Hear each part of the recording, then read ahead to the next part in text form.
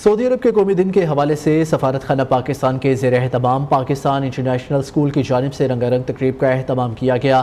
ریاض میں سفارت خانہ پاکستان کے زیر اہتمام پاکستان انٹرنیشنل سکول میں بوائز اینڈ گرلز سیکشن کی جانب سے یوم الوطنی کا رنگا رنگ پروگرام منعقد کیا گیا، جس میں پاکستانی سفیر سمیت سعودی شخصیات نے شرکت کی۔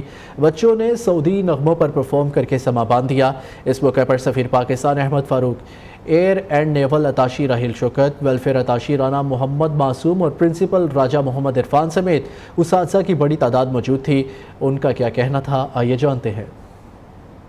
جو یوم الوطنی ہے بڑا ایک اہم دن ہے، اور میں خاص طور پہ جو پاکستان انٹرنیشنل سکول کے پرنسپل اور سٹاف اور بچوں کو خراج تحسین پیش کروں گا کہ انہوں نے ایک بہترین فنکشن آج اس کا انعقاد کیا۔ ہم سعودی عربیہ کو اپنا دوسرا گھر سمجھتے ہیں، اور اس سے ہم لوگوں کو کتنا پیار ہے، اس محبت کا اظہار ہے وہ آج ہم نے اپنے جو پرفارمنسز ہیں بچوں نے اس کے ذریعے دینے کی کوشش کی ہے۔